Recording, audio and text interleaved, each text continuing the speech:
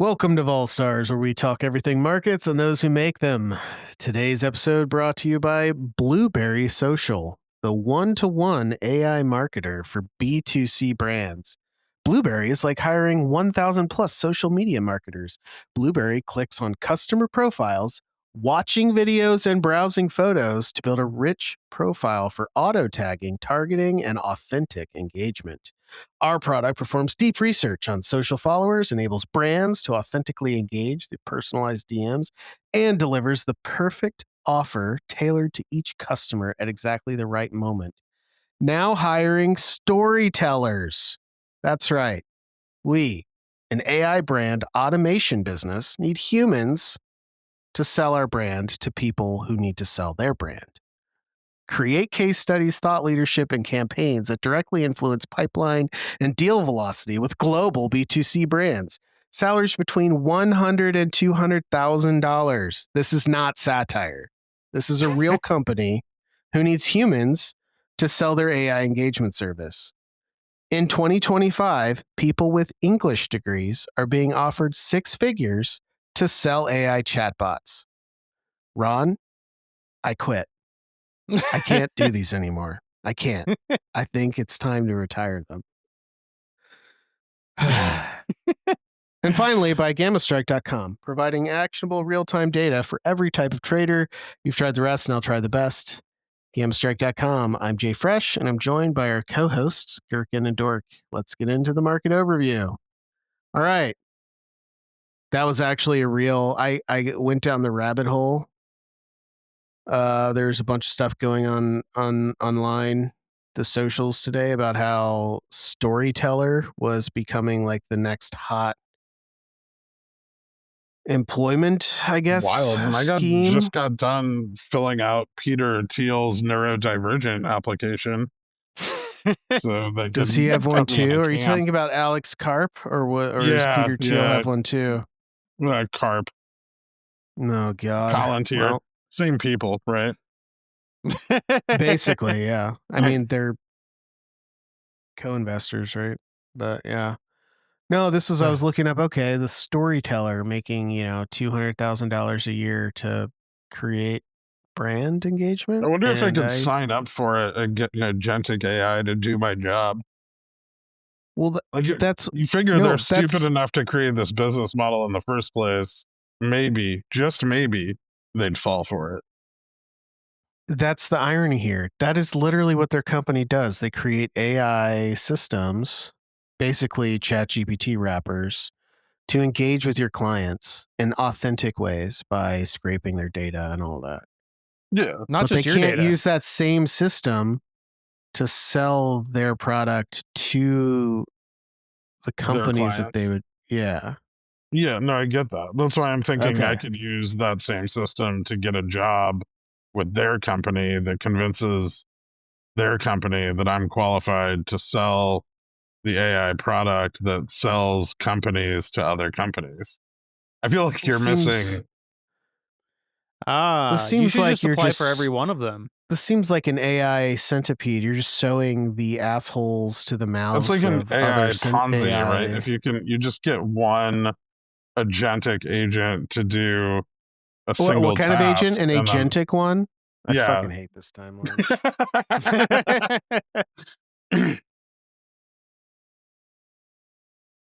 Yeah, no, it sounds like I'm in the wrong line of work. It is the holidays. I love Christmas music. Like, truly do. It brings me joy. That's the closest to you being a psychopath I've ever... We talk about this every year, about how much you think I'm weird that I like Christmas music, but I really do. I love the Christmas season. Every year, I can't believe it. Is it Christmas music or just Mariah Carey? It's all Christmas music. I actually... No, he truly loves carols and jingles.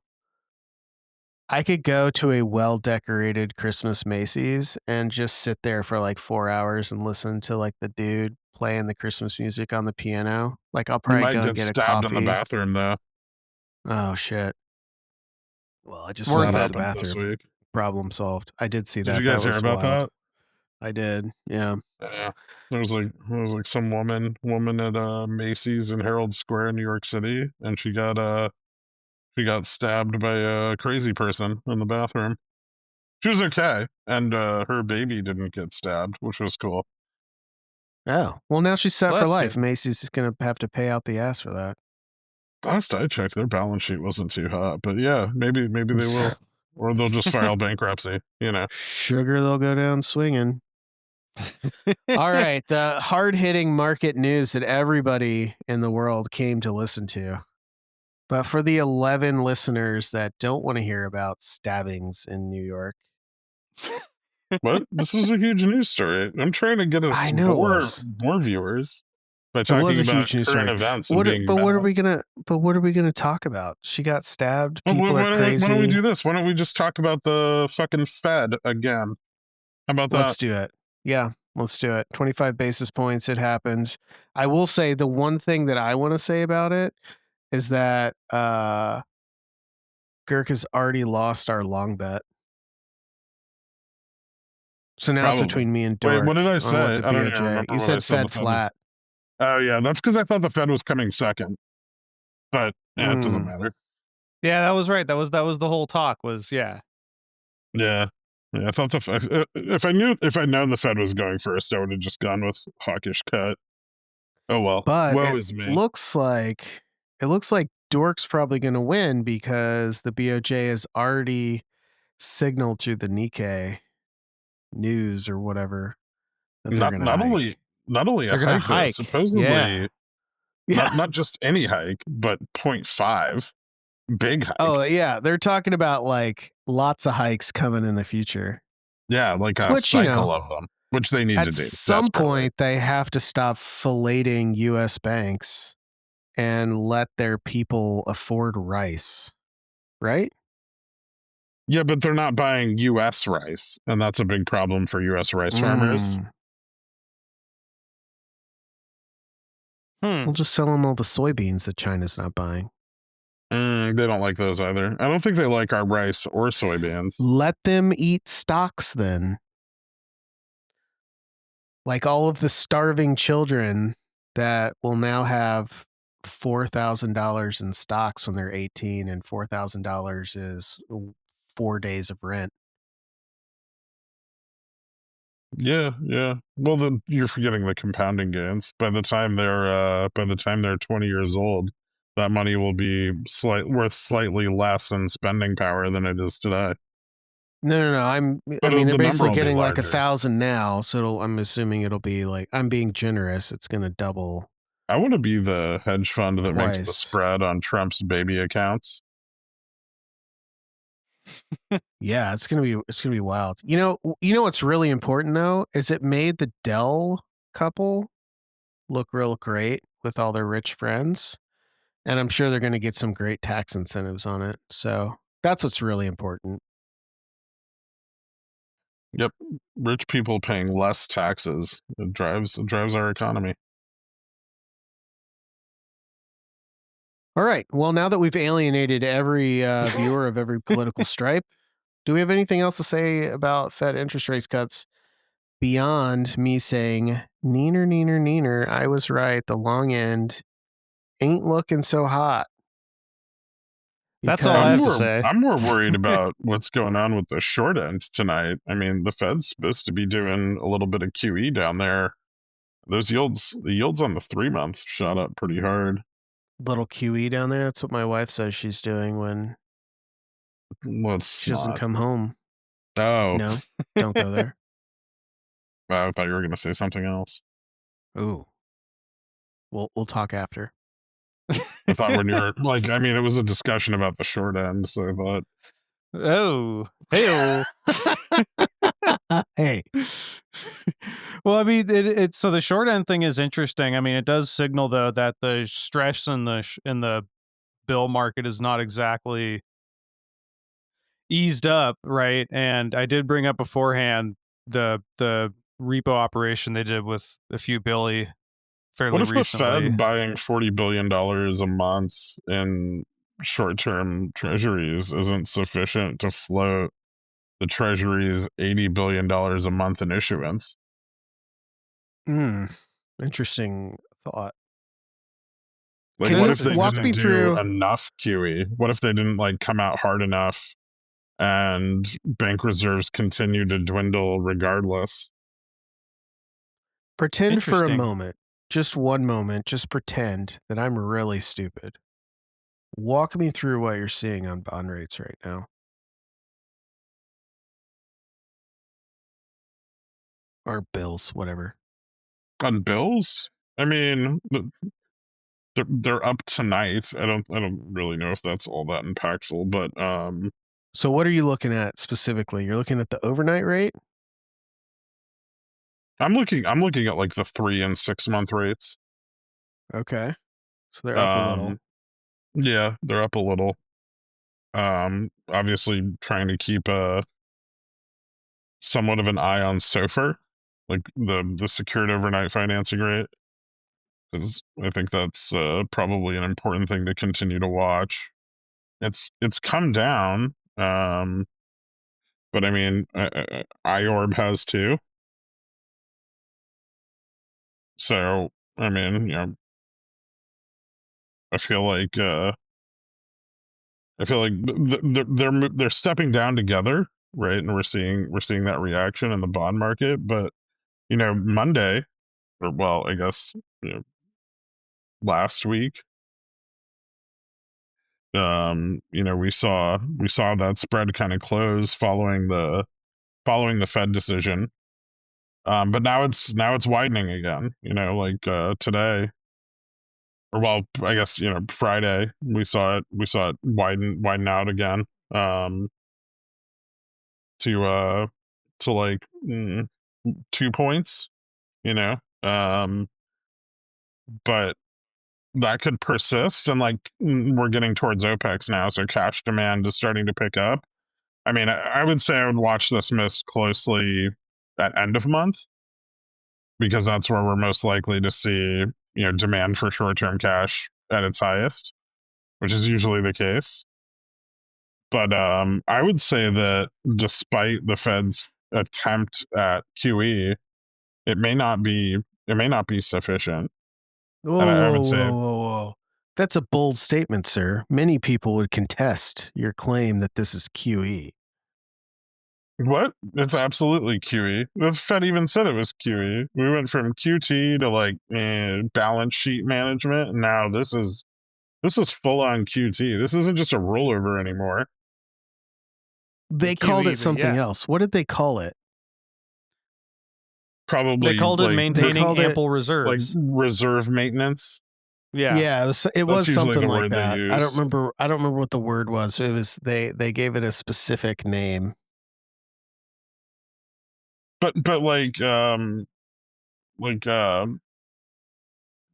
repo rates are still substantially higher. And I don't know, maybe we see money go back into like overnight RRP. Maybe. That would be weird. I haven't really gamed that out. Ooh, maybe I should. Didn't they plan on Yeah, but closing their facility soon though?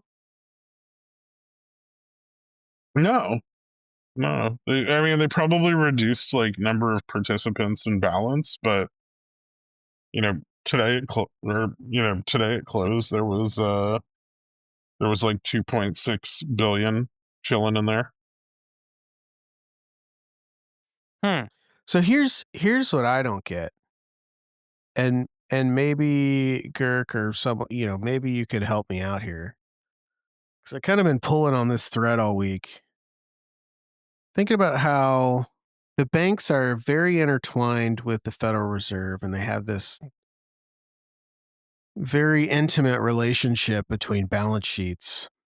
And I just keep thinking about how much money all of the banks have been giving back to their stockholders in terms of dividends and outright stock buybacks. And I think probably over the last 3 years, it's got to be on the order of 200 or 300 billion across all banks. It's like 50 billion just for JP Morgan Chase. would that be do you think that that money would have been sufficient reserves right now? I mean, I guess I just don't understand how it is the Federal Reserve's problem that these banks over levered into dog shit and gave all their reserves away.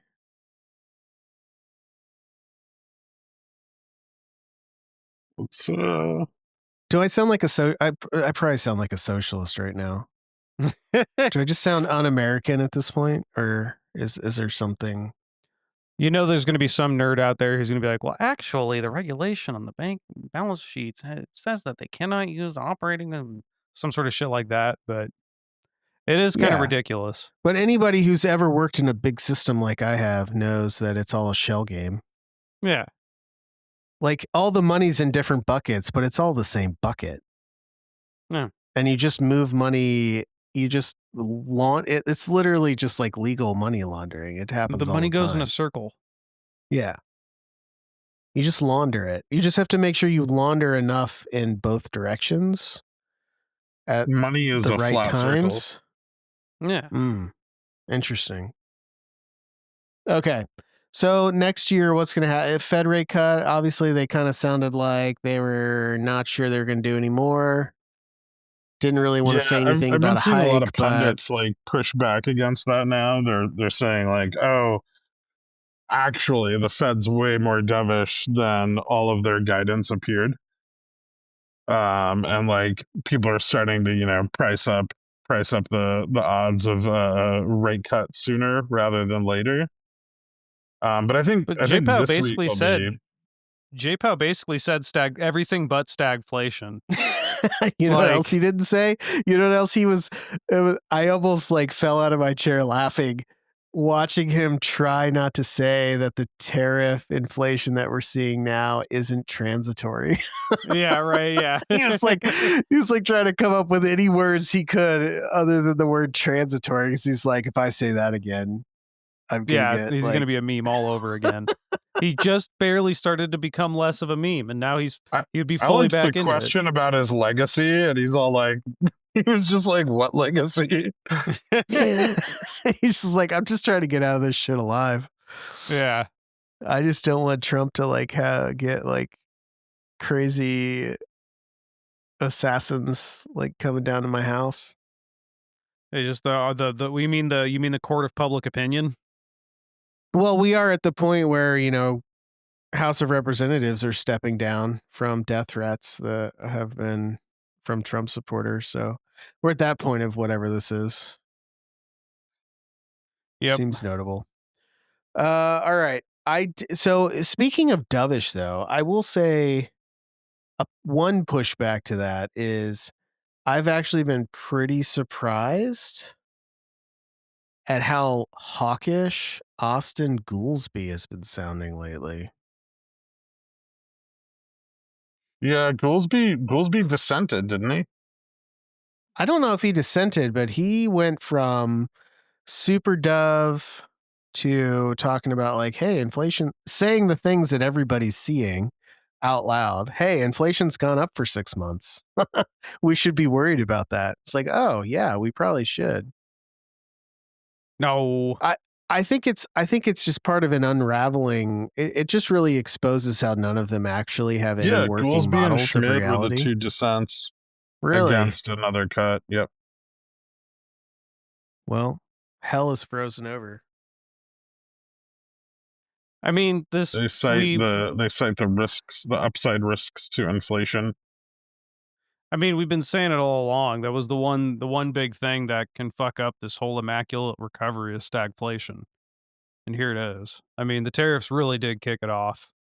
But I think that there's still a possibility that the tariff inflation is transitory, but I think there's going to be more stuff that happens that means it's not really tariff inflation anymore. Yeah, I'm still not super convinced that there's much that there is inflation in goods. I will admit that there's a change in momentum in the direction of inflations on goods. Was it caused by the tariffs? I'm not so sure yet that I'm ready to die on that hill. I think it could. They are certainly highly correlated. But I mean, so another thing that I wanted to bring up, which is kind of going to our fifth topic, silver, but I'll bring it up now because I'm seeing a lot of things that are happening right now that feel a lot like the inflationary period post COVID. And that's in computer hardware, right? So we've had a bunch of huge stories. Micron has canceled, what is their personal computing line? Is it Corsair? I forget what they called it, but I think it's that they've canceled. They're no longer going to be making RAM for personal computers, right? They're just pulling out of that market completely. And then it was today or yesterday that Samsung said we're pulling out of the SSD market for consumers.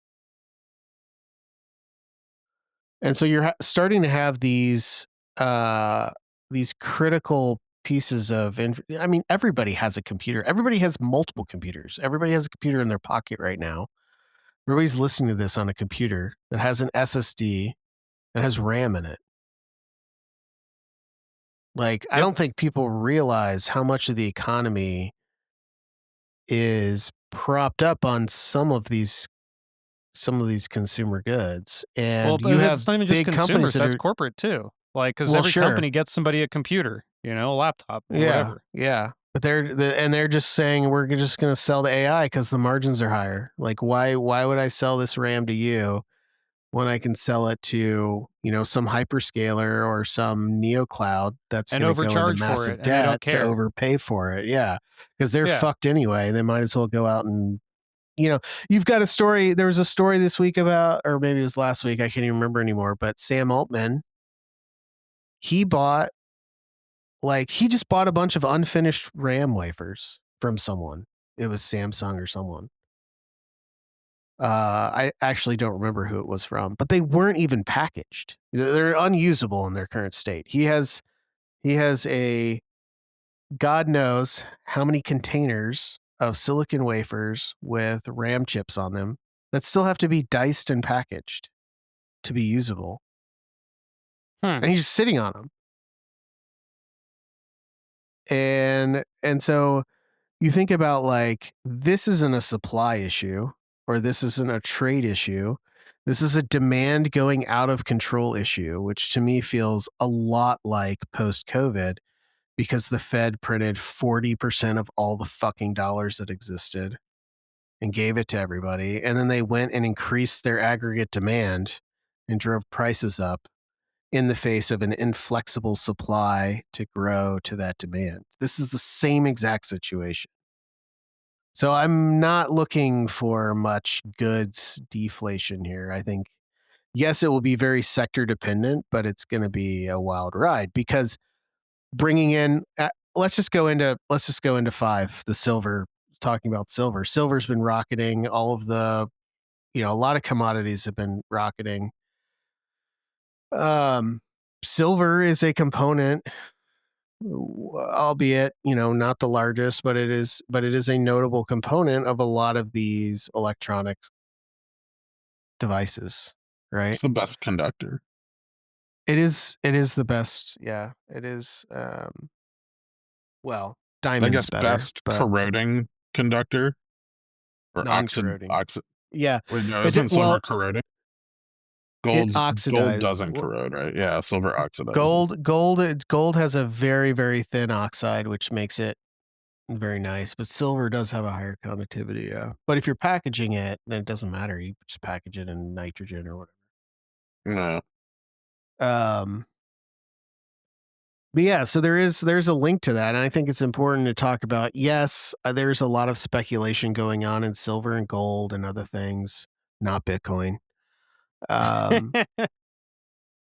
Where people are just trying to hedge against future inflation and just being scared in general, just not wanting to hold too many dollars because they're worried. Is there anything more to that story? other than credit is out of control for the AI story, which is pushing up things in weird ways that you might not expect because the world is all connected. I mean, yeah, Yeah, I this mean, is I think that's what we kind of saw Friday was like a little bit of fear on that trade. I mean, the 10-year moved up, right, which makes that repositioning more painful. So, yeah, I mean, kind of what we've been talking about. There's just not a lot of potential for real returns there. So why hold the bag? yeah. I mean, all I'll say is that you know who else uses RAM? Doctors, people like that. They can just download their RAM from the internet. I get ads for it Yeah, all the yeah, but I'm time. just there's a lot of computers in hospitals. No, I know, I And know. so, you know, when they want to they don't they're not just going to absorb the cost of really expensive RAM for their computers. And there, you know who else uses No, computers? we are. Everybody uses computers with RAM. Everybody. That's I'm right. glad I got the GammaStrike.com 96. uses computers, and all of our subscription prices are going up. No, I'm kidding. Yeah, you want to know something fun? Remember when you guys were like, "Hey, Girk, do you really need 96 gigabytes of RAM for your home desktop?" And I was like, "Yes." You know what that RAM's worth now? The It's desktop. worth like 10x what I paid for it.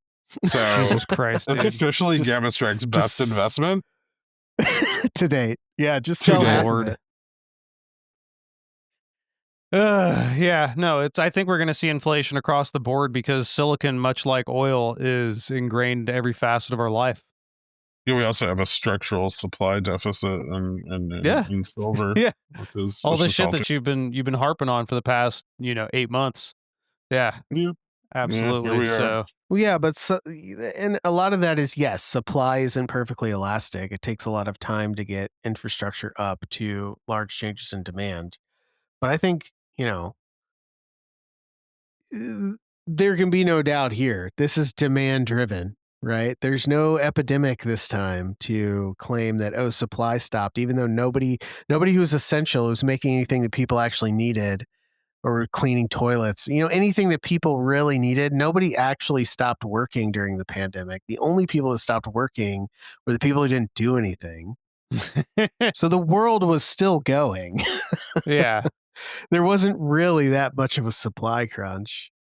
No, yeah, Um, it's an artificial shortage for sure, right? It's just purely demand driven, and then it's gonna be like second order things too that you'd never expect, like capacitor electrolyte or some shit like that. Weird shit. yeah. Yeah, nobody So uses capacitors, right, Dork? Nobody can think about the yeah, last there's time they there's saw one. there's not Yeah. a single capacitor in your Yeah. motherboard or your computer Yeah. How many or your capacitors are car. in your house right now? Probably, well, We how do many just go back capacitors to are in the tubes. Yeah, I got some capacitors back. Those are transistors, actually. I got a few of those back there. Yeah. uh all right. I'm gonna save topic 2 for last because I just don't have the heart for it right now. I need a little break from shitting on the Fed. So let's talk about the data this week. We got a lot coming out. What's come out already? What's still coming out? What can we expect? I mean, I think we got a speech from Moran and Williams. We got some like the New York State Empire or like the Empire State Manufacturing Index, which was way below consensus. We got Um, we we got got delayed S&P payrolls. PMIs out of Japan overnight tonight. But tomorrow's a big day. We've got two non-farm payrolls, October and November, where we're likely to find out there's far more jobs than the Fed thought, and they had no reason to cut. We get retail sales and the unemployment rate, which I think will be up. Um, but that's for You think November. you think the rate will be up or retail sales or both? Unemployment rate. Retail sales are Mm. probably flattish. Although maybe flattish for October is bad. I don't know. I feel like Is the it is November this retail this is sales the report's way more important. I forget. I keep forgetting that all this shit's super old. Like if November retail sales is bad, that's not a good look for holiday earnings. No. So yeah, Um, so still a little too soon to get yeah, retail this sentiment. one's not too important. Then we've got Oh man, I don't know. Manufacturing and government payrolls and all that stuff. We have S&P PMIs this week, which are, a little bit indicative of like composite manufacturing services performance. Kirk, Then we get some business is inventory stuff. is this the month that the S&P PMI flash actually matters? You were always so excited about this one, and I've never understood why. The Is this the S&P month? PMI? No, I don't think the flash report's going to be super important here. I'm usually excited about ISM because Oh, ISM that's right. services, Yeah. ISM services pricing is a really good indicator of CPI. So if ISM services prices are way up, which they were, it's likely we'll see a bump in CPI, like headline CPI. Um, Retail inventories will probably grow. We're not getting any of the fucking housing data at all, by the way. So Not the like mortgage Yeah, I heard rate? something about building that. permits, Talk about it. housing starts, all of that stuff, not a peep. Not the mortgage Talk rate about though? that. Where'd it I go? think we get the mortgage rate, but that's like the biweekly or the weekly thing, and it's terrible. It's at 6.33. Like it got worse after the Fed cut. Um, Yeah, but where did all that data go? we're just not telling people, because Yeah, housing sales that have was slowed just down.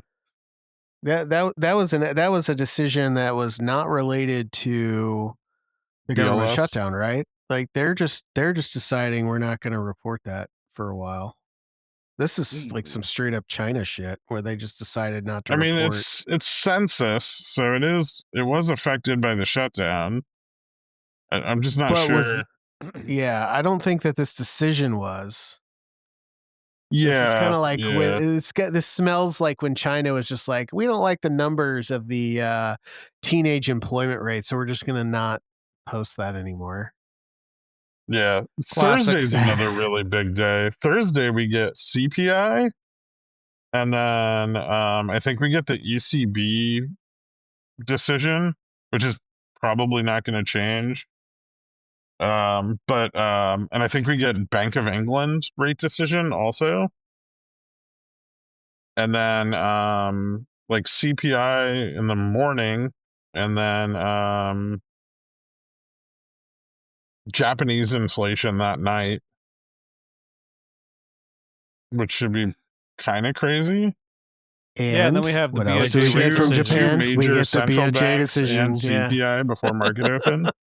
And then that night the BOJ decision. So we'll get Japan inflation, which is expected to fall a little, but Japanese inflation at like 8:30 p.m. Eastern that night, and then the BOJ rate decision at 10 Eastern that night. So there's going to be a party in the Discord of everybody watching the BOJ. We're going to have a watch party. Yeah. And then Friday we get some Wait, existing are home we sales nerds? data. Are we uncool? No, we're super cool. What are you talking about? Okay. Yeah, that's what I thought. I was pretty It's sure. okay to be nerdy about things that make money. Those are like the cool kinds of nerds. You just can't be nerdy Oh. about like hobbies. Oh. So my Like if you're Labubu if Christmas you're tree. into like if you're too into being a Labubu furry and like your persona Did is a you Labubu, that's the kind of nerdy that's bad. did you see my Labubu Christmas tree? I didn't see your new persona costume. No, the Labubu Christmas tree. I posted a picture the Wait, other you day, got a but Labubu Christmas tree? They're making no, a Labubu movie. I hope you're gonna enjoy no, going to see it. we put up our Christmas tree and we covered it in my wife's Labubus because she has enough to decorate an entire Christmas tree. So, wait, hold on. Your entire Christmas tree is covered in Labubus? Yeah. So when are you moving out of your house? What do you mean?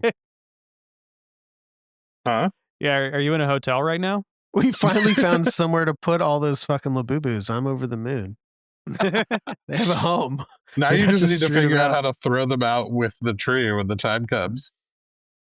It's a fake tree. We're never throwing it out.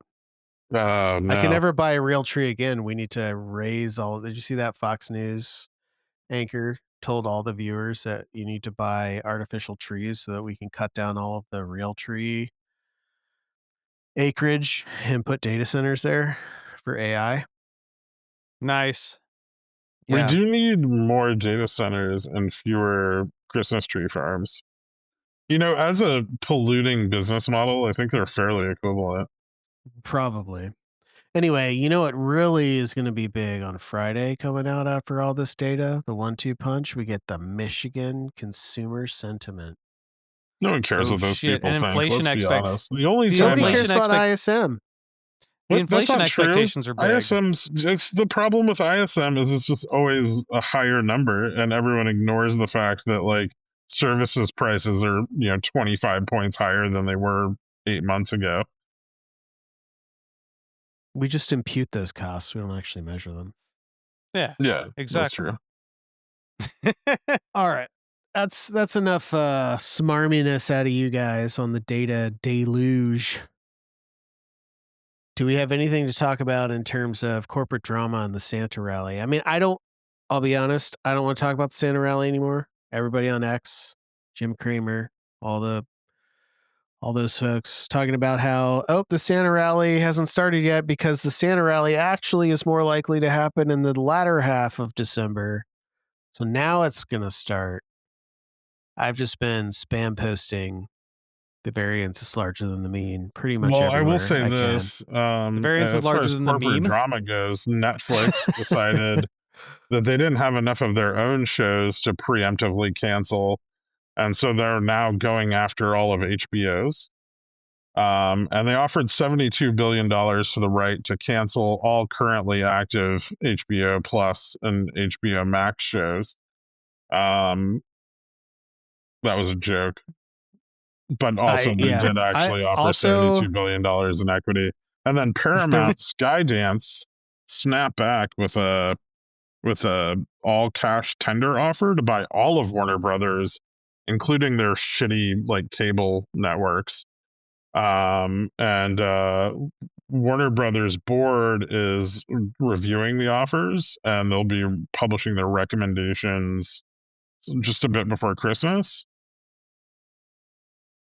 I think it'd be a huge move for Netflix if they got it, because they would become like an actual film studio what the versus the fuck kind of happened with space they're Warner in now. Brothers? Yeah, they probably just want the HBO licensing. Well, it was HBO bought is by good. AT&T and then sold by AT&T for about half of what they bought it for. And now Netflix is offering to buy it for about double what AT&T sold it for. Nice. Okay. I don't get it because HBO, in my opinion, I mean, like, I think Apple TV has fewer bangers but they have less content, but their content has a higher chance of being worth watching. HBO has a great mix of like amount of content and quality of content to me. And like Netflix and Paramount are both kind of at the bottom. Like it doesn't surprise me that those two people are vying for that cuz yeah, their portfolios are not great in my opinion. Yeah, pretty It's much. expensive. It's an expensive deal, and like I mean, yeah, Netflix is saying, they just want part of, they basically want all the streaming IP and the production stuff. And Yeah, I mean then the licenses to the Paramount's IP just is kind of great. trying to outflank them by being like, we'll buy fucking everything. And, obviously that's like a bid to win, but as far as regulatory scrutiny goes, the Netflix deal is probably more likely to, well, fuck that. We don't have any regulatory scrutiny anymore. Never Yeah. mind. I'll Yeah. shut up. I was about Yeah. to say that's Yeah. actually a good thing for them. Yeah, I no, it's forgot great. that the current goal is to consolidate as much power in as few companies as feasibly possible. A few groups of people, you should say, but yes. We need to Well, start buying out okay. competitors. Even if they Yeah. suck, we'll just buy them. Be like, we'll give you There's a lot $80 for of this AI slop. You hold can on. never advertise Hold it on. again. There's a lot of crap. We're going to be yeah, I don't know about that. We're gonna be on a spending But spree. speaking of buying stuff and consolidating it, a lot of stuff in the news, and a lot of people complaining about Lena Khan's, effort to prevent Amazon from buying up iRobot, Roomba. Yeah, now they're And so going they bankrupt. recently are now, well, they're going bankrupt, but they got, basically made whole by their Chinese creditors. Yeah, okay, cool. That's what I like to hear, because I was actually really worried that all the fucking Roombas I own were going to work even worse than they already do. And that wasn't something I was prepared for. I'm not going to lie.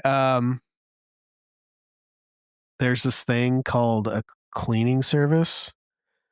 It's not that much more than the going costs of replacing Roombas, and they do a lot more I've never had than to just replace my clean Roombas. 45% of your floor. Well, because that's your Roombas are Yeah, vacuuming but like no, a 5 square you're foot missing the space. point. They clean 45% of your floor 3 times a day. Oh. And the parts of the floor they clean are completely random. What about the ones when like a dog or someone like diarrhea's on the floor and then the Roomba just drags it around the entire Yeah, house? I Is don't that have pets though. Well, I mean, I have like a okay. cat, but he shits in a box. Oh. And the Roomba can't get in the box. If it Although, could. if the cat shit on, you know what? He did throw up on the floor one time. The Roomba dragged it around, make like a big like vomit streak all over the house.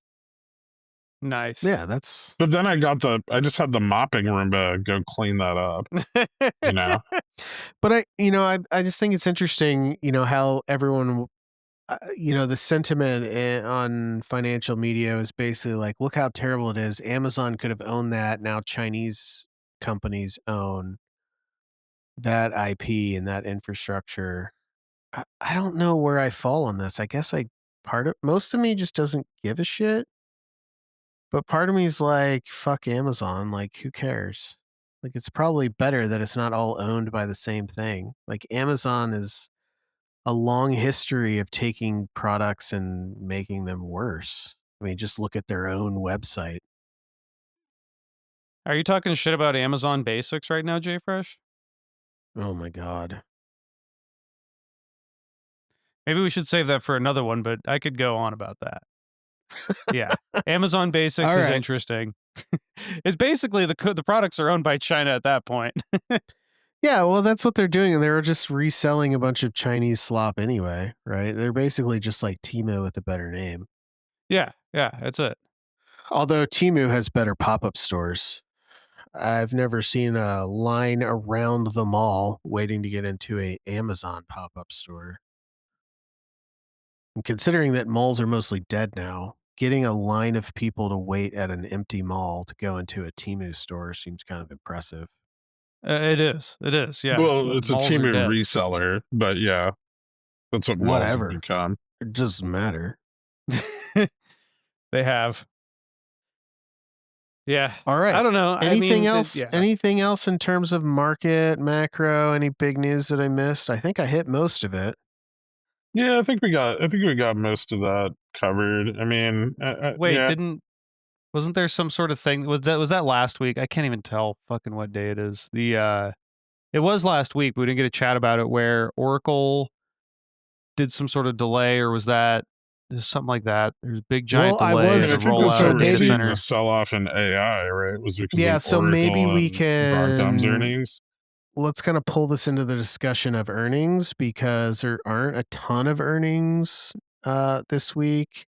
Although I will point out the ones that I'm in. Well, maybe we can all point out ones that we're interested in. I'm interested in Micron. Lennar. Oh, interesting.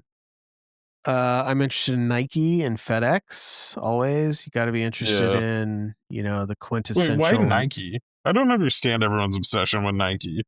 Who the fuck buys their shit? They're a luxury brand.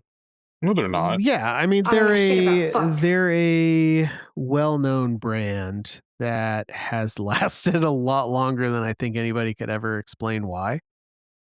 I don't know anybody who owns anything made by Nike, and I've never even like looked at a Nike item and been like, I'm gonna buy that. Every once in a while, I'll buy some Nike sneakers, but You know what I think is an interesting honestly, earnings? now that I'm getting old, you know what? You know who's really innovating in sneakers? Hoka? Skechers. I don't like Skechers shoes They have been fall good for a apart. while. They're pretty nice. I don't. No, you got to get So the I nice don't. ones. I don't like the tread. The What tread do you think wears I'm out buying too the cheap quick. ones? Yeah, But Gert, because you're cheap. The Skechers like slip in. They put like the hard back on the heel, so you can just slip your feet in. Because you're too old and fat, and your knees are fucked up. You can't bend over You and need tie to your fucking goddamn bend over and shoes. tie your shoes, Jay Fresh. No, I refuse. I'm just gonna get Skechers. You need to build those lower back muscles to hold that He gut had up kids when you just get so they could older. tie his shoes for him. That's all. No, I think so. There's an interesting earnings too, kind of hidden away in there, and that's General Mills. Yeah. I mean, You think we're gonna get another Campbell's still moment? interested in I need more material for these food pricing. Well, no, like I think General Mills. I think their margin growth is going to be an interesting story. Okay, going well forward. then, if General Mills, then also ConAgra, right? Yeah, sure. Yeah, Okay. I mean, but General Mills is more consumer facing than ConAgra. I think like actually important ones are probably maybe Lennar. JFresh might be right about that one, but like Yeah, FedEx and Micron, and that's probably all that really matters.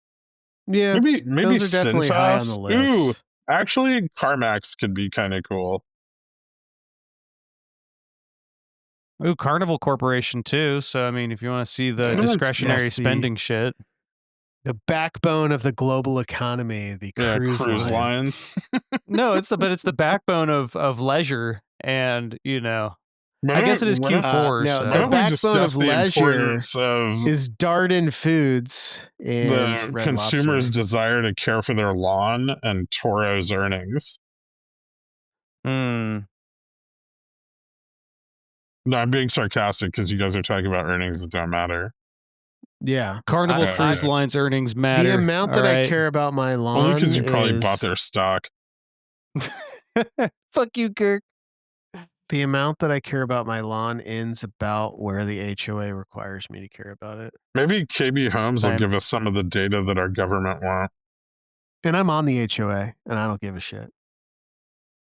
Well, Lennar, I don't think Lennar is going to be like that shocking this quarter. I mean, they're still finishing out their build outs of all their townhomes and luxury apartments. So they have some time still before any of that expected revenue is going to be disappointing. Some of them have been finishing up. I've seen some weakness. I've seen some weakness from some of the other ones. We'll see how it goes. I think it could be interesting. It might not, but we're trying to find something here at the end of the year, kind of at the tail end of earnings. But let's talk about the earnings that have already happened, because I think a lot of news has come out that's been all pretty much universally bad for the AI trade. We had Oracle. They were spending more on CapEx than people were expecting. And so that spooked everybody. Who had earnings just now? It was Now, right? But they didn't do great recently. ServiceNow, what did they?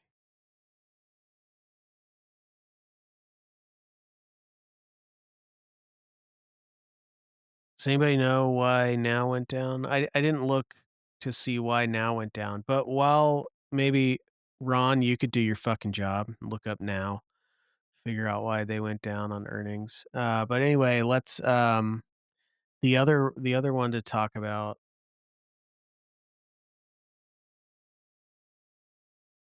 was, I put it in my weekly roundup. Looks like it's because they bought a company. Now? Yeah. Fuck did they buy? Some sort of cybersecurity company. Of course. Feels like there's a million of those. MoveWorks. That's who they're trying to buy for several $billion. Oh, yeah, the big one, Avgo. Broadcom. How'd they do? Well, they did. So when they released earnings, it was fine and the stock popped. But then during the Q&A, the stock dropped hard. And basically, the CEO got really defensive. I mean, this is always something that I always look for. If you ever have time to actually just sit and listen to an earnings call for like an industry that you're interested in, just to gauge sentiment, you can skip all the like front shit where they just basically repeat exactly word for word what they released in their earnings. But you want to get to the Q&A and listen specifically to like, what kinds of questions are people asking? There was, in this case for Avgo, the one that like caused the most indigestion. It was a question that was re-asked again because he didn't actually answer it the first time that somebody asked the question. That is like a huge red flag, right? When they don't just, fillet you as the CEO is making a ton of money. Like you listen to an Apple earnings call, if he doesn't answer your question at all, you say, thank you so much for the opportunity to get my name on your earnings call to ask a question. I don't even care what your answer is. We love you. Like, Yeah. But but when you NVIDIA's get in an earnings earnings calls are like call, that for a long time. oh yeah. But when you get into an earnings call and somebody asks a question and they didn't and everybody else listening didn't like the answer, so somebody else asks the question again and says, "Hey, you didn't answer this part of this question, so please answer it." That's a huge red That's flag, right? terrifying. I Yeah. mean, that just signifies that like people want answers for things and they're not going to play. This isn't a gala anymore. They're not just here to, It's not dance. ceremonial. Yeah. Right. They're here because they're a little worried about what's going on here. And the answers were not reassuring. It was basically just like, yeah, it's the future. What do you know? That's exactly what I want to hear from my fearless leader of a company that I've invested a lot of money Yeah. into. That's telling you AI to the moon. Yeah. Yeah. So that was really interesting. But I think that Well, it that was like, is, sorry, go ahead. I was gonna say, like, basically, it was like, you had Oracle last week, and they were all, the cash flow balance sheet margin stories like getting a lot worse across AI because, like, it's starting to look exactly like I said it would, like more debt and weaker near term cash flows is financing all of this AI infrastructure build out. And then Broadcom came out and they were like, yeah, well, unwillingly basically said that the mix of products they're selling isn't trending towards, high quality, high margin AI systems, Yeah. but like low margin custom shit. And I mean, that's definitely that definitely took some wind out of the AI sales. Yeah. I mean, I think, I've been beating my head against the wall, just begging anybody in the general public to connect any two dots, take any of the dots in the AI story and connect any of those two dots, like just any two, please. I would be so thrilled because, and this is like what I was trying to highlight in the intro today. If it's literally a startup company that's selling B2B and B2C AI customer service, and they're hiring the quote unquote storytellers to sell their service to other companies. It's like, put, like, this does not compute. If you've got this great AI model, use the AI model to sell your service. Why are you using people? But this was a big story. Like, apparently this is becoming like the next hot thing. It used to be the prompt engineer, right? I don't know if anybody's even still or ever actually hired a single fucking prompt engineer, which isn't real. But now we're You mean going just a into software engineer?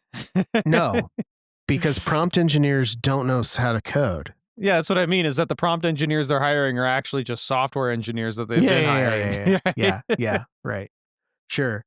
But now they're hiring storytellers for their branding, right? Because we need humans to craft and create these compelling storylines to basically rise above all the fucking slop that they've all been shitting out onto everybody. And it's like, somebody connect these dots. Like, this is a highly unpopular product, both the implementation and the output. Nobody likes this shit. And it could not be clearer. Like, there's so many different signs that there are problems here. I know it's probably not in our interest to do so, but I will shill somebody else's podcast. Monetary Matters did an interview with Jim Chanos just the other day, maybe today. I think it might have released today. I already listened to it. It's great. Just talking about his view on, and he had a pretty neutral view. I thought a pretty measured view on how he viewed, all the spending and all the dynamics around AI. And, he had his clear shorts, right? He's in the business of finding those real sweet shorts, right? So he's not up there saying like short NVIDIA and all that. He's shorting the neoclouds. Well, no, he's not actually even shorting the neocloud. He did say the neoclouds are basically REITs, but what he was shorting, because the neoclouds don't actually own the facilities, they just own the chips. They rent the facilities. They're basically REITs. Right, but what? Yeah, it was great. Yeah, Monetary Matters, great little podcast. Anyway, but they were also, what he was focusing on was the people who owned the data centers, like people who owned and outfitted the data centers with chips and infrastructure, like, because it's such a low margin business, it's basically a commodity business being traded as a tech business, right? So that's his current low hanging fruit. So he was basically just like, his opinion of NVIDIA was, yeah, they're making a lot of money right now. That's not what I would choose to short of all the things that I could. I don't know if they're going to keep making money, but right now their balance sheets look fine. But anyway, I mean, you look at all of these dots to connect, and nothing about this whole thing makes much sense. No, you're correct. So I can't wait for the user questions or for the audience questions, because I get to talk about how ridiculous it's getting now, because it's getting even worse than it already is. But I'll save it for that. Is there anything else in earnings that anybody wants to talk about? Did we miss anything notable? I still don't know. Oh, did Ron ever respond? Did he ever do his fucking job? Tell us why now. I just see the double barrel. Is it Ron sleeping? He might be asleep. Read the fucking comments. Oh, okay. He's pissed. Wait. I think this is the time for him to play an ad, actually. All right, Ron, play your ad. You need to blow off steam. Do options Greeks just sound like Greek to you? Check out our free learning materials at app.gammastrike.com/docs to get a better understanding of how to understand market maker behavior. Oh, Jesus Christ. Ron, is it over? Zen space there. I love the music. It's just like, read the docs or a puppy dies. Right? Think of the sad puppies. I wonder how Ron feels about the iWatch. I don't know. Don't go there. It's Anyway. not the iWatch, it's the Apple Watch. And it's same thing. It's just an iPod Nano you put on your wrist, right? Pretty much. Yeah. Well, should we go on to audience questions so JFresh can jump right back into it? Yeah, let's do it. Yeah, but before we do that, you should do the plugs for getting better questions. Yeah, you're right. So Audience questions. We post on all the socials. You can reply to our posts with questions. So before we go live, we just say, got any questions? Throw them here. We also have a form that you can pop on that's in the description for all of the streaming services out there. So whatever platform you're listening to this on, you can find the link to the questions form right below the play button for the Actually, podcast as or a wherever they put it. punishment to sorry, were you still talking? No. Oh. I thought you finished. I did. Oh, Right when okay. you started. I was gonna say, yeah, okay. So I was gonna say, as a punishment to both our viewers and Nitu, for asking so many fucking questions, and them for not asking any, I think we should only answer one of these. Mm. Unless there's two that you guys want to answer. I'm willing to answer B. I'm willing to answer C. Okay. I'm willing to answer. Well, because it's about you. Right. Yeah. But I will say A, I feel like I kind of already answered at least my own thoughts on it on our X account. The GammaStrike X account. You did. I thought you summarized it really well. Thank you. I'm trying to. I know. I see. I'm do you watching. proud. I'm still not proud yet, Jay Fresh. Make me prouder. Well, you know what? I'm not either.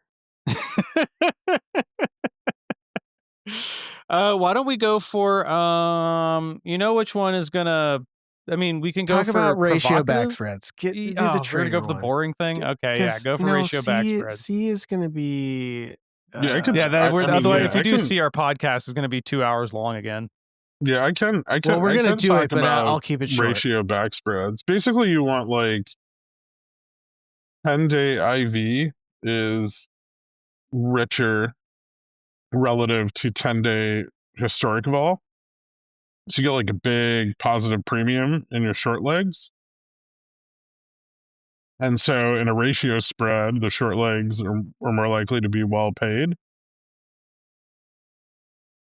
Or, if you're doing it 30 days, same deal. Like you want a lot of positive carry in whatever option you're selling in order to better finance the multiplicative side of the ratio. But that can also work the other way. If carry's super negative, maybe you don't want to sell a lot of options. So you might you need to sell more to finance. So maybe you like sell because you're not gonna get as much premium, and then the long gamma incentive is probably going to increase the price of the opposite direction. So you want to you'll kind of inverse the ratio versus the higher IV to HV. If you have lower IV to HV, you might be like selling two to buying one. But a lot of it, you're basically like looking at the term structure. You want more event or tail pricing, and you need much better skew because the wings of the spread reprice really quickly. I feel like that's pretty much it. I mean, it's either this financing is beneficial, to the 2-to-1 spread, or financing is beneficial to the 1-to-2 spread. And that's kind of how you can suss out when those are most advantageous. Beautiful. You can also look at the smile a little bit, I think, and like get an idea of of like how skew is affected to the downside or upside, and that might give you some idea of like which direction to finance against. Obviously the more of a smirk you have on the smile, the better those get.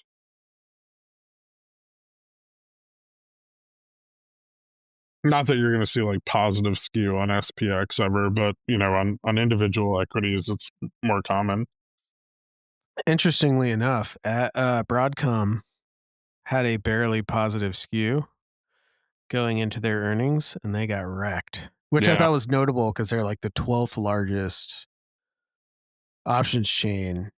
So everybody to the upside just got blown the fuck up. Completely blown up. Good. Whereas on the other side, Tesla, Elon Musk has been buying that 500 like crazy, and he's about to get paid. We all think it's Elon, right? There's so many 500 calls for Friday.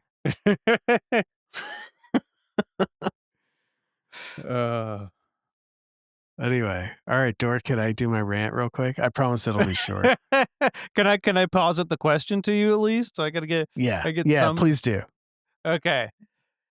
You dunked in building AI data centers in space.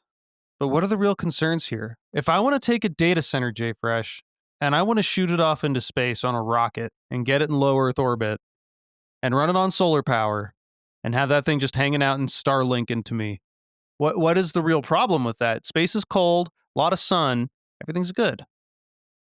Okay, so I just want to start with space. I want to start with this is actually my like primary expertise is thermal engineering and thermal management in extreme environments, space being one example of them. Spent the last 20 years of my life doing this shit. So it's actually something that I know more about than I would say most people on the planet, at least some aspects of it. I also like options. This is my hobby because I have a weird brain and it goes in weird directions and I go where it tells me to. But in terms of the data centers in space, so the first thing, space is cold. No, space is not cold. Space is empty. It's the absence of heat. It is the absence of anything, right? And so if you think about most heat transfer on the planet, most of it occurs through the intimate contact between atoms and the transmission of vibrational energy between atoms. If there's no atoms, there's no vibrational transport, right? You're not vibrating the atoms around you and transmitting that energy. So the only heat transfer available to you is what we call the third kind, which is radiation, right? So, but these are not atom vibrations; these are electronic transitions, and so they're much less efficient, especially at lower temperatures, than the atomic vibrations. So you have these think about the mass energy of an transitions. electron versus a proton, right? Right. Yeah. I mean, way different. So here's the primary challenge with cooling electronics is that you cannot get them over 80 degrees. Right? If your junction temperature for our American viewers. 80 degrees C, sorry. Your junction temperatures like basically the atoms in the actual structures, because the structures are so small, you start to get enough movement of the atoms over time that it degrades the performance of the structure. The structure just literally melts, even though it's 80C, and even though it takes months or years, right? The degradation starts to become appreciable over the depreciation cycle of the object, at about 80C. So the rule of thumb is you can't go over 80. Well, you think about the other side of it on Earth, you can't go under, let's just call it the freezing point, right? 0C. So you have 80 degrees to work with. So you have to move a massive amount of heat over a very small temperature difference. The only way to do that efficiently, or the best way to do that, is through a phase transition. And we use the phase transition of water from liquid to vapor. So that is the predominant way to do it on the planet. And that is literally like 3 to 4 orders of magnitude more efficient than any other method that we have that uses, conduction or convection on Earth. So if you go out in space, all that falls out the window because over 0 to 80C, you can move very little heat. And so you have this system where you're generating a massive amount of heat and a very small temperature window over which that you can remove it. It's not practical. Like, the biggest engineering challenge in these satellites is the radiator. And it doesn't instill me with a ton of confidence when all of the proof of concept art and other things that people are coming out with that are all gung-ho about building AI data centers in space don't even include the fucking things in the model. The radiators aren't even in there. They're not even in, like, they're clearly not putting enough emphasis on them because that is the hardest problem. And yes, there's a company out there, I don't remember what it's called. They put a satellite in space that has one H100 in it. Okay, great. The energy density between that system and the system you actually have to build is so different that they're not even comparable. This is not a proof of concept.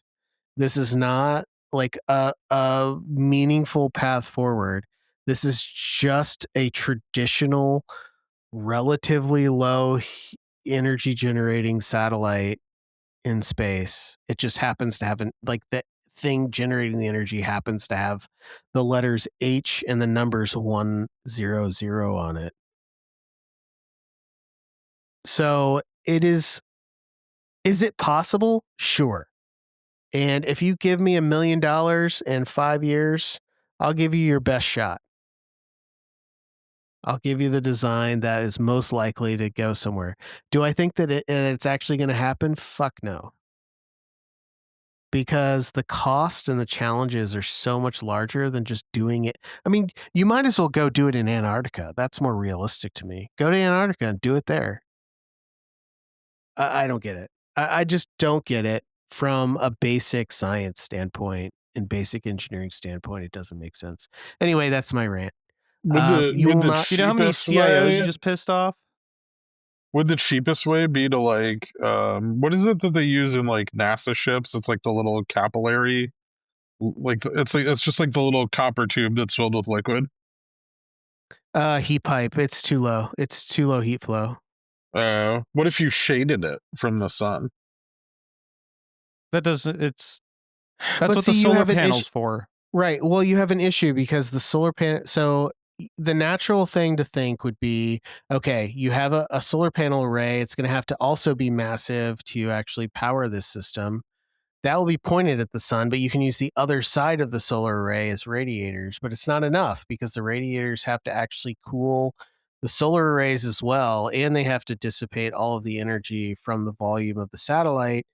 But at that point, the radiators are starting to become so large that just the act of getting all of the heat efficiently out to all of the areas of the radiator becomes a challenge, right?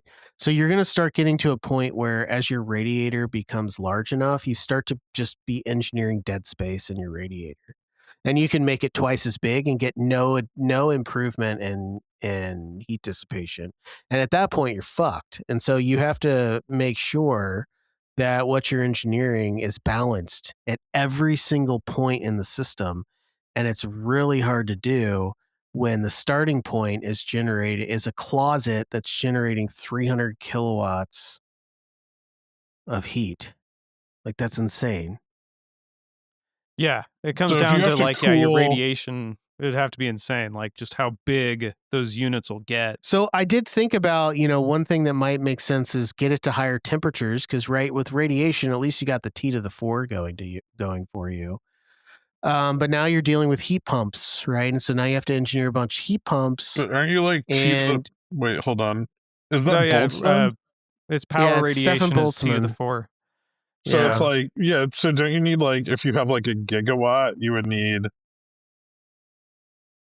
like millions of meters squared of cooling? It's not millions, but it's large.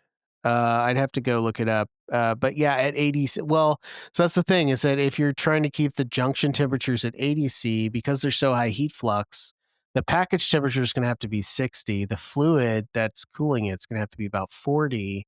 And then you're going to have to be radiating, between 0 and 20.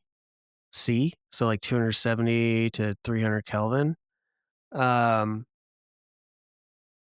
You could maybe with a bunch of heat pumps double that, maybe triple it. I mean, tripling it would be kind of insane, but let's say you double it, you get it to like 600 C. That's quite a big jump, but it's still, now you've got to deal with the fact that you've got this massive heat pump that might weigh as much, if not more, than the actual chips that you're cooling. What I'm saying is that it's not an easy problem to solve. There's probably some solutions you could come up with, but I don't think anybody's going to actually like any of them. And then even if you And did solve it, there's like, it's not like, I mean, any object in space that big, I mean, it's not like you build a data center in Texas and there's tiny rocks moving at like 20,000 kilometers a second, just right, smashing through it all the didn't time. even talk about that, and all of the hardening that you have to do to make it robust to all the space debris and all of the radiation that occurs out there, is just going to make the heat transfer problem harder. And I didn't Yeah, even go into any of that, but that will yeah. double, quadruple the challenge of the heat transfer system that you're designing, because you're just adding all this extra shit that's just going to prevent the flow of heat. So you're telling me I can't just take an H100 and throw it into space? No. Well, you can. It has been done. But that does not give me any additional confidence that you could put a data center in space. What if you spread all of the compute units out really, really, really far from each other? So that's proposed, right? It's like what if you just had make like a it, micro satellite that could cool one chip and then you launched 1,000,000 of those? That's called tiny that. fires everywhere. Well, honestly, that one just, I mean, obviously a completely different set of challenges, but it could be done, right? I mean, you could just have optical signaling between the satellites. You get really fast data transfer with pretty high bandwidth. Mm-hmm. You would have to, orchestrate Like a mesh the network. orbit. Yeah, it's like a Yeah, mesh. that's what I was thinking. In some ways, it might be Nobody's more proposed this that I robust. know of, by the way. This is just my own idea. Well, it's kind of Well, like what okay. Starlink does. I would say I'm not sure that would work either, but it is something I've thought about. There are some gains you get from that in terms of volume to surface area ratio, right? As the objects become smaller, you get more surface area for the volume, which is what you need in this situation. You need a lot of surface area to dissipate all that heat. And so, you have smaller distances over which you have to flow coolant and things like that. So So you're going to kind of there take are advantage some, of like the things space has the most of. yeah, I will say that there are a lot of benefits from the thermal management side to doing what you propose. Nice. The details will come into like, how do you orchestrate 1,000,000 of these things, or 100,000 of them? And maybe there's an optimum that somebody's got to figure out. Like you put 10 in each one. Could But you now mail you've my got so letter of much. recommendation to NASA to my P.O. box, please? Yes, I Thank you. will. Here's what I'll do. You send me my GammaStrike hat, and I will send the recommendation to whatever the return address is on the box that contains my GammaStrike hat. Damn it. Dork, I hope you're Savage. prepared to work for NASA. Anyway, okay. So you've all learned way more than you ever hoped to learn about why AI data centers in space is absolutely stupid. Yeah, it's been fun. I laughed, I cried. But I'll get, as an engineer, I will say, just because you might be able to do it doesn't mean it's worth it. And that's kind of a thing. Like, do I think it's impossible? No. Do I think it's a really hard problem with very little actual payoff? Yes.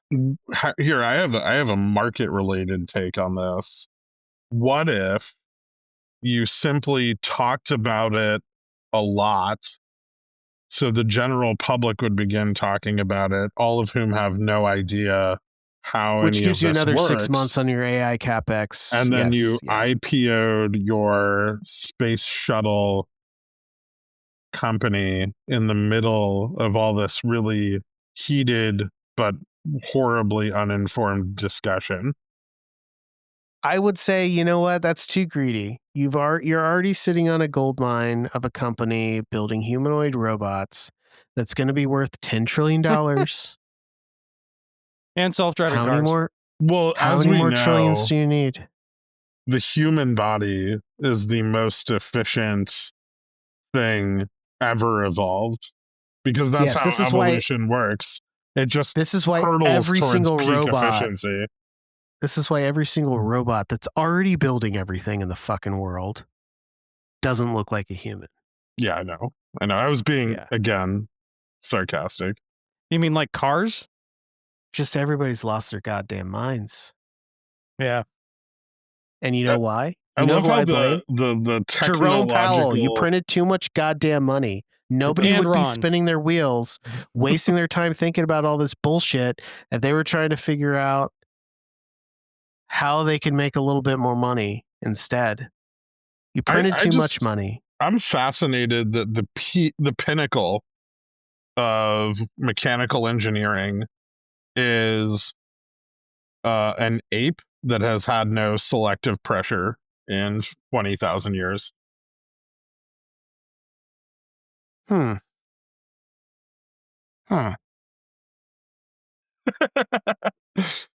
Interesting thought. That does seem curious, huh? Interesting. All right, we got to move on, Dork. Get us off this topic. What's new on GammaStrike, guys? Nothing. Oh, we got haven't a bunch of new innovated at all things. in a year. I just heard conflicting reports from sources familiar with the matter. This is a developing story. Stay tuned. Yeah, we got new features, guys. Yeah. New features you to want the to talk public. about them? Yeah, we got okay, so we'll go with the I'm most surprised exciting Ron thing doesn't have an first. ad to play right here. What the fuck, Ron? No, look, he only gets one ad a night, okay? We got to make sure that He's we the keep him in his producer. place. He literally just tells us what to do. If he told us Fall Stars is a GammaStrike podcast. At GammaStrike, we work to present options data and market maker positioning in easy to understand and actionable formats to inform your trading decisions. Learn more at gammastrike.com. Okay. So we came out with a brand spanking new version of our real-time data service, or as we like to call it, RTD. This is RTD V2. Comes with some fancy new features like our top-of-the-line bucketing system, as well as improvements to the UI. Yeah, we added live dex and gex. We added live call ratio, premium, call premium, net premium. We added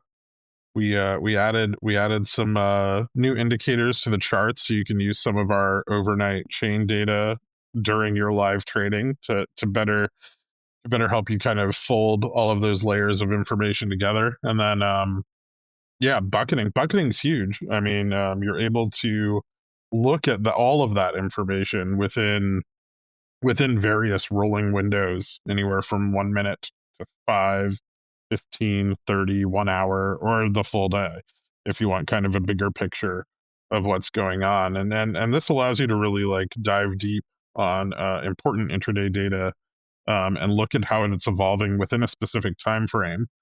So you might hit a resistance level where there's a lot of gamma, for instance, on the intraday, and this is going to be an important level, something like 6950 or 6800, where a lot of people are psychologically positioned anyway, and you're going to be able to drill down into the short term and see exactly what's changing on positions at and around spot, and which way people in the market are betting and which way people in the market are pushing the market maker's hedge. And being able to do this can give you a really good idea of continuation, reversal. Are you just going to see a lot of distribution, all of those things, and I think it's a really useful tool. Everybody's been really happy about it. Yeah, I'm I obviously a big fan after spending, 9 months helping build it. yeah, we basically built it for you, so if you don't like it, then nobody's gonna like it. But yeah, so I will say one of the really nice things that I like about it is that you can really understand what's driving the things that you're seeing pretty quickly. Um, and we do try to highlight that a little bit intraday as things develop. So, like for example, this morning, just puts there was a bunch of put premium that was going on for that whole drop this morning from the top of the expected move, almost to the bottom of the expected move. And then we just kind of oscillated around, the longer term weekly gamma neutral. But the zero DTEs basically kind of came in and sort of dictated at various points what things were going to happen. You could look and see, oh, we had this huge drop at this one point, and it's because over those 2 minutes, put premium was huge. And then you can look at the volume and see where that put premium occurred. And so you can kind of get a sense of like in real time of where all of these participants are actually making moves and what their moves are. And so you can try to start to game out like, okay, what are people doing? Right. And then, it was pretty clear. I mean, I've been talking about for a while on the recaps on X, um, that, you know, 6,800, that's been a position that's been building, 66, 67, 6,800, and then all the 50s in between are calls that want to go in the money at expiry on Friday, right? And so there's a lot of incentive to just kind of float this thing. And that's kind of what's been occurring for the last, at this point, the last week and a half almost, where you just kind of loft it, see how far it goes, and then when it gets down to that critical point, you kind of work hard to prevent it from going further. But you're also fighting the AI narrative that's kind of coming undone, right? So what you're seeing is that you get a lot of movement in individual stocks, Yeah. and you kind of get like a pinned index, and a lot Well, of that is I don't. Hold on. I mean, if we're seeing vol crush there, and especially like the Mag 7 that are so heavily weighted, like that is going to, I mean, I know not immediately, but it is going to continue to push volatility on the index up, which is going to break that pinning effect. Yeah, I kind of look at it a little bit more from like the perspective. So a lot of times I'll look at like what is the Mag 7 doing and what is the RSP doing, the Okay. equal Yeah. weighted S&Ps, because I'm trying to get a really general sense of like correlation. Because I've noticed for the last couple years, very often, if the Mag 7 goes straight down, RSP goes straight up and the index is flat and vice versa, because there's like this pinning effect because everybody's shorting volatility on the index, and the volatility is much harder to control on individual stocks, especially large ones like Nvidia or Tesla.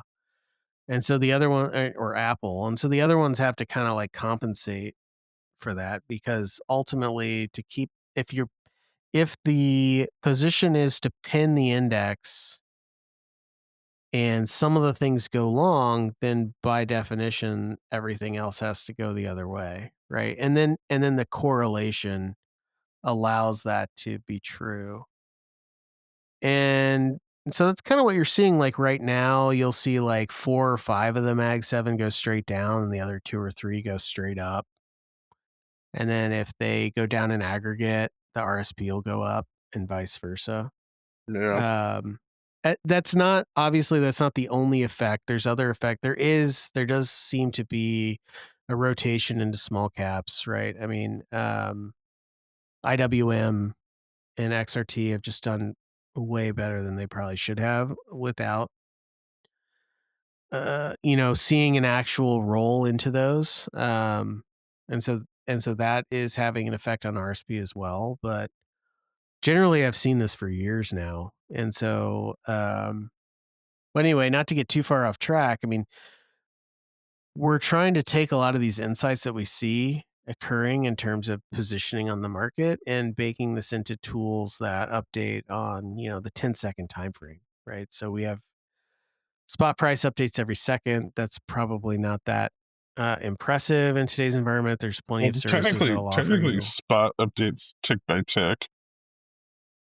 We have tick by tick data. We update it on the sub 1 second, but Yeah. consistently, even in high volume, we guarantee 1 second. Yeah. And then we also pull in all of the raw trade data from Opera for all the options, and we bucket that. We do a lot of calculations on that, so we do all of our Greek calculations in house. We don't make any assumptions. We don't get them from third parties. We get it direct from Opera, and we do all the calculations, and we do it as quickly as possible, and push them out. So they're all based on raw trade data. We're not taking any assumptions from any third party, doing Yeah. everything in house, and that's 10-second guaranteed, which has been pretty cool. And we are continuing to innovate. We're already working on version 3, so we're excited about where this. Well, We're it's working on guaranteed cool unless the shit. entire service fails, but yeah, which can happen. But yeah, so but I will say yes, and we've done a lot of work because we are doing all of this ourselves and not relying on a third party to just give us the data and just repackage it. Like, we are calculating all of the data that you see.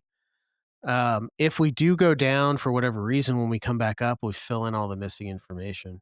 I've burned through at least 10 abacuses. We do have some pretty doing good this for you, redundancy. okay? Yeah. I'm almost out of abacuses. I need more. And I think ultimately we're continuing to strive for giving traders the very best picture of the market right now at this moment, because that's really the best information you can have. Is if you can have a very clear picture of what is currently happening in the market. You're not looking back, you're looking at the present. And you're not trying to look forward by making assumptions. And we're giving, I think the cool thing about like the put call ratio information, and especially the way we've applied the buckets to it, is you can derive bought sold from that information. Much like some of the things I've been seeing where people use the kind of older the older information from SIBO that's specific to SPX only.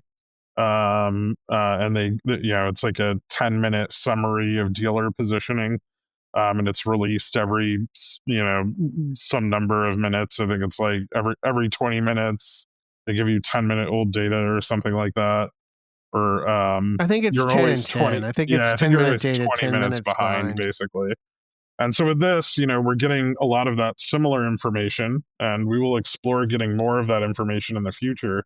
But you're getting it in real time, which is a huge lead over even what dealers are buying from SIBO on their side to rebalance their net book every 10 minutes. And so I think you're getting to do that, and you're getting to maintain kind of something I really like, and I've been talking to you guys a bit about this lately, is we use NaveGex, and NaveGex gets kind of a bad rap because it's like, oh well, it's not bot sold, but bot sold is also just an assumption, and NaveGex is a constant assumption. Whereas anytime you run into somebody telling you this is bot, this is sold, unless it's a delayed report, they are making an assumption, right? Oh yeah, I just sold 10 options today, and they've filled at the ask. They're making an assumption that's opaque. You don't know how they get that information, and nobody who has that information is going to tell you how they derive it. And even if they do, your constant that you're relying on can still be wrong. And so I think I really like the fact that we found a way to introduce some idea of bot soldness, between multiple tools. You do have to you do have to look at put call ratio. You do have to look at put premium, call premium, and you do want to do some, like, you kind of want to go check out what our live IV looks like. Again, something we calculate in house, and doesn't have any of the assumptions on it being made by dealers, or, like, if people pull data off of Thinkorswim. Our Yeah. contract pricing is done from scratch. Yeah, And that's an important point. A lot of the services that you'll get, they're just like very sneakily pulling data from Interactive Brokers or Thinkorswim, which is the bid ask that the broker is offering their customers, which is not necessarily the same bid ask, the best bid and ask on the market. yeah, and we're The telling national people what best bid offer? contracts really should cost, which is can technically be somewhat forward looking. I mean, obviously that arbitrage is closed really quickly, but yeah, we've found a really good way to mesh, NAVGEX and a constant assumption with some introduction of bought soldness, enough that it's very tradable. And I would argue, and we have our own models for bought sold that are interesting, and opaque like everyone else's. And and I find that I can trade, the same information on put and call premium and PCR in a 5-minute window that I can trade looking at bought sold in a 5-minute window. And the outcome is almost identical. What you find is a lot of the data is an agreement. Yeah. And so, I mean, I will. Can I say something provocative? How robust your bought sold is. I'm just gonna say, to all the services that are currently giving away a lot of the intraday positioning from market makers on SPX, you're just helping me validate my models of bought sold, and so I appreciate that free data. Thank you. Please keep doing that. Thanks for the training data. It's not an AI though, thankfully. Yeah, no. So yeah, it is good. It is cool. We were seeing that agreement proud too. of real time data. And then then we have the OI heat map, and we have the OI scanner, and those are going to help people pick stocks by the OI scanner is going to really help a lot with figuring out what stocks are starting to see interest accumulate, what stocks are seeing interest drop off of options held open, which is a really useful tool, and just something we're adding to the rest of the scanners that we have for everybody. And we do similar things with volatility. We do it with options Greeks across the entirety of the chains. We have some of our own kind of somewhat forward-looking proprietary models that we threw into one of the scanners, and so those I think really help people dig around in the market and find things that are objectively interesting from an options information side. And then I think the OI heat map is just awesome. It's just great for looking at where positioning, like, you get a really good physical representation of where positioning is moving around on the chain, and it's extremely useful for seeing changes in chains, especially ones you're watching over time, and seeing how other participants are, where they're opening their contracts. And then you can go look at other information and dive way deeper on that. So you can find something with interesting OI data. You can go look at that heat map. Maybe there's a bunch of calls out of the money that are opened up over the next week, and you can go then drill down to the IV page and go look at that stock's IV, look at its curve, see if out of the money IV is increasing, dropping. That can give you an idea of bought soldness on those options. And then that can also, like, the density of those positions over on the gamma chart can give you some information about price targets. And within like 5-6 steps, you've set up an entire viable trade, and all you've got to do is figure out some risk management. Yeah, I will say a couple things about the OI heat map. Number one, I feel like we spent a lot of time basically fighting with you, Girk, over implementation, because you basically went to all the other services that offer something like it and said, here's what I hate about all these. Let's do this. And it was basically, how do we show the entire SBXW OI surface with fidelity to the single contract, but also can show the whole thing? I'm sorry, guys. We were all had furrowed brows the whole time. It was Dork told me it was awful. Impossible, so then I had to make everyone do it. But I mean, and then you're just like, oh, and then you click on one of the contracts and you get the full history of it. Yeah. Like absolutely insane shit. Like the amount of stuff that we are caching. Anyway. But now you can do that. Now you can click on a single contract. You can do it. And right. You can see and what then it's once done. you can, right. And now what was almost impossible is now the baseline. And now it's like, all right, now we can do this. I knew the technical hurdles and then we overcame them. And I was like, fucking A. All right. But now we have more. Yeah. Yeah, pretty much. No, Dork and I got some more shit in the fire we're excited about. We were, I think, I didn't have time to work on it today, but the one idea we were talking about, I think. Oh yeah. I think we can do it. I think it's gonna be nice. Oh yeah. shit. Okay. Tip of the hat to Dork for giving, coming up with the idea for reducing the data complexity of what we're trying to work on by what? In 2 orders of magnitude? I think so, yeah. Yeah. So fun stuff. Yeah, that's not technical. That's just math, sadly. Yeah, I was just sitting there thinking, like, here's why it sucks, because every day you have to do this much math, and you're just like, what if you just did it this way? And it's like 100 times less math. I was like, oh, ooh. Yeah, I can't wait to see how that shapes out. Well, we'll see. Math is compute, and according to Jensen, that's a real commodity. So, no shit. More is better, right? No, less is better. Damn, I'm rich. I think, or maybe not. I don't know. I made it simpler though, so I'm poor. Shit. Okay. Well, I mean, yeah. I think that about covers it. Yeah, I love the OI heat map. Love the OI scanner. Love the new RTD. Our dev team is absolutely stellar. So I have to tip my hat to those guys as well. But I think it's time for us to move on to my favorite section. Stupid bets. Stupid bets. Who's gonna win? Who's gonna lose? I'm not sure who won, guys. Who won? It's hard to tell. You won. You won. Okay. Oh, man, we did beat miss on Chewy, right? Yeah. Dork won. I win. Woo! People are still. Looks like I'm on track I for lost. BOJ People too. are still spending money on their pets.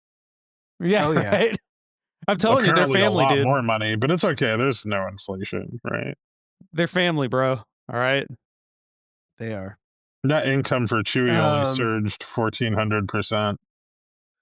I will say, for C, the Dave and Buster's side bet. First of all, we got 9 responses.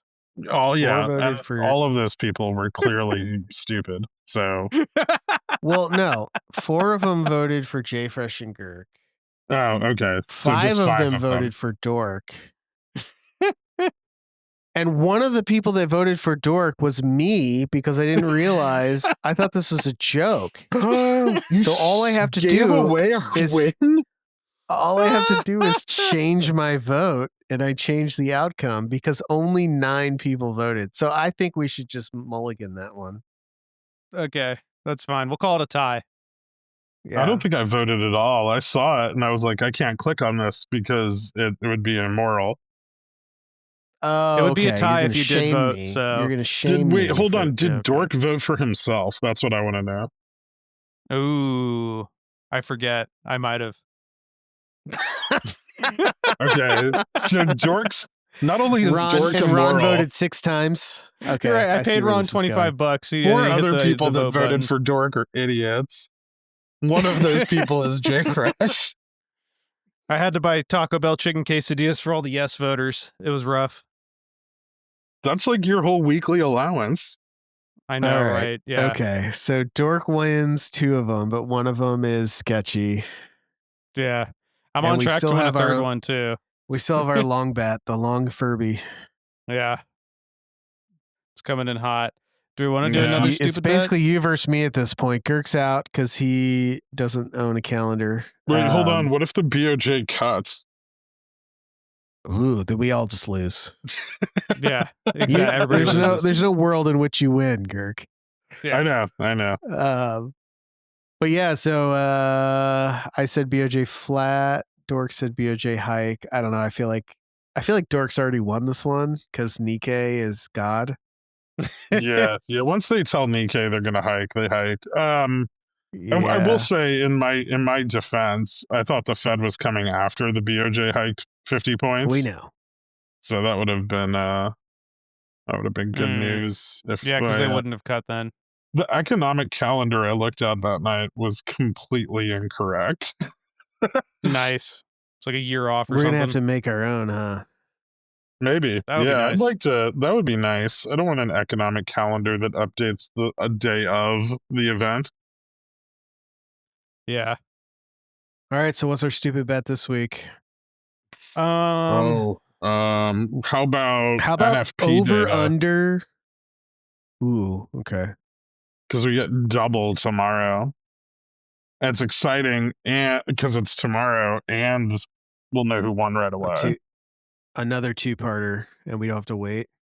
No, there's no two-parter. It's just NFP for 2 months. Right, but we have to bet on both of them, right? Yeah, so you just well, we don't have to bet on both. We can bet on the aggregate, like meet, beat, miss. No, we have to do them both. What do I call this? Is this like I don't know. I'm not really big in like the sports betting. Is this a parlay? I don't know. It is a parlay. It's a 2-leg parlay. Do we want to check unemployment rate in there while we're at it? Why don't we do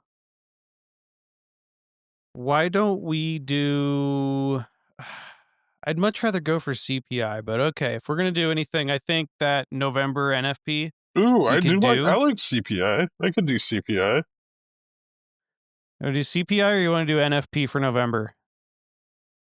I'll do CPI. Sounds fun. I'm going to project some crazy shit. Okay, are we gonna stick with core or headline? We do both. Ooh, parlay. Okay. Core and headline. Still don't know what that word means. But you have to parlay. you have to pick a numerical value. I have to pick a numerical. Okay, I can do that. Okay. Who's going first? I don't want to go first because you guys always take advantage of me going first. I'll go first. Betting just over and under me. I'll go first. I'll go 0.3 core, 0.4 headline. Ooh. J-Fresh? Hold on. I'm gaming it a little bit. Reason I think that is because of the RAM chips. You said 0.4 headline? Yeah. I think inflation rate month over month is going to be 0.3. For both? No. I haven't decided on core yet. 0.2? 0.2 core? Ooh. Yeah? So mine, I'm going to do 0.25 core. But what? With year I didn't over know year, we're doing 2 decimal places. Year over year core moving to 3.1. And then headline inflation at 0.5. Ooh. What? Wait a minute. Okay, hold on. You sound way too confident in this. What is your thinking here? Which ISM data did you look at? I think services prices are way Did you read the up. Philly Fed update from September? Actually, I'm actually basing a lot of this on Qualcomm's earnings report, and I think what's actually happening is that CapEx from all of these, I mean, we're seeing it in RAM, but I think RAM is just the most noticeable. I think the CapEx spending on all of these data centers is starting to be realized. And I think it's driving up aggregate prices across the board. I will say I did see something that said that people who work in that industry are getting big wage bumps. So I could see that. Okay. I mean, I think this is 0.5 where we though, that start to see the initial parts of the supply chain clusterfuck that you discussed earlier. In that I had a really interesting conversation, and I'll just quickly touch on this like a few days ago with a good friend of mine, and capitalism's really good at preventing absolute power, because in a capitalistic country society, um money and power are not equivalent. However, money can buy power, but the cost of power per unit of money will continue to rise the more people try to become more powerful. And I think we're seeing the same effect here with data centers, and I think it's going to drive headline inflation up very, very quickly, especially with the tariffs and the issues on raw materials from overseas already putting positive pressure on prices. And then simply, I mean, if you're a supplier to data centers and you have 80 customers that all want to buy your entire inventory of units that you have available for sale, you're going to keep raising the prices of those units until people stop buying. or if Sam Altman buys unfinished RAM Sam wafers Altman doesn't and have any just money. well, he found some to buy. He's sitting on some unfinished, unpackaged RAM wafers, like a Oh, lot of them. what's he going to do with those? Well, I know a few things about the semiconductor manufacturing industry in the US, and I know enough to know that a lot of the people that even have foundries here in the US still do their packaging over in like South Korea and in Asia. So he's going to have to find one of them over there to agree to take his wafers he bought and finish them. Nice. Because we don't do that shit here. No, we don't. That's cool.